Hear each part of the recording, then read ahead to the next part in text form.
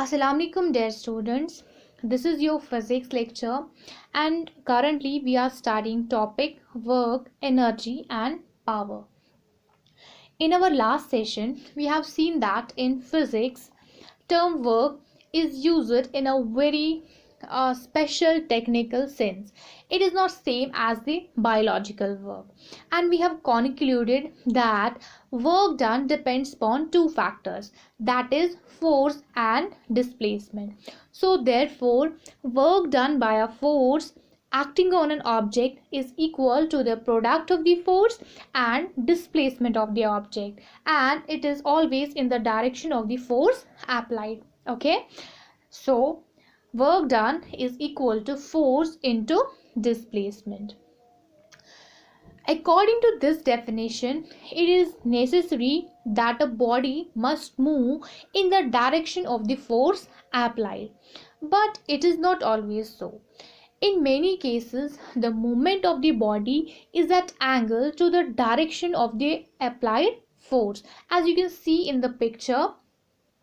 So it means the definition we have studied earlier is not valid here. I mean to say in this case, because conditions as per that definition are not satisfied here. So we can't use the formula that is work done is equal to force into displacement to calculate work. Okay, as in this case distance moved in this case is not in the direction of the force applied. Now we will derive a formula for the work done when body moves at an angle theta to the direction of the force. So let us see this example to understand derivation. Suppose a body is lying at some initial point, let that point be O, and that body is pulled by a boy with the help of a string. Okay, now the body is moving on the horizontal floor and reaches to some final point, let that point be X. Okay, after covering some distance, and in this case this distance is from point O to point X, and let that distance be equal to S. Okay, but the force F is being applied in the direction of this string, that is OA. Okay, making an angle theta with the direction of motion of the body, isn't it? So here we can see that in this case all the force, that is F, is not utilized in pulling the body. Only a part of it, or we can say only a part of it is effective in pulling the body along the ground, isn't it? In other words, we can say here complete force F is not responsible for displacing a body, but a part of force acting in the direction of displacement, that is horizontal component of force, is responsible for displacing a body. And this horizontal part of the force can be represented as F cos theta. Okay, you will learn to find components of force in higher classes. Okay, so here we have seen that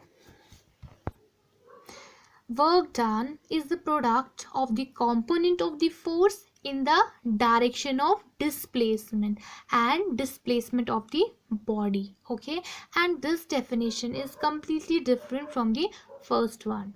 So work is equal to component of the force in the direction of displacement into displacement, and we as I earlier told you, component of the force in the direction of the displacement is horizontal component of force, and that is represented by F cos theta. So what we have derived earlier, that was W is equal to force into displacement. Now here this force is F cos theta, so we will be substituting that that thing in previous formula, and we will get W is equal to F cos theta into S. So we can conclude that work done in this case can be calculated using this formula. And what is that? That is W is equal to Fs cos theta, or work done is equal to force into displacement into the angle between the two, that is cos theta, isn't it? Now all the problems on the work done by the force acting obliquely, okay, can be solved by using this formula. And what is that? That is F cos theta into S, or Fs cos theta. Okay. Now theta is simply nothing but the angle between the direction of motion of the body and direction of the force applied. Okay. Now we will be solving some numerical problems to understand this thing more effectively. Okay.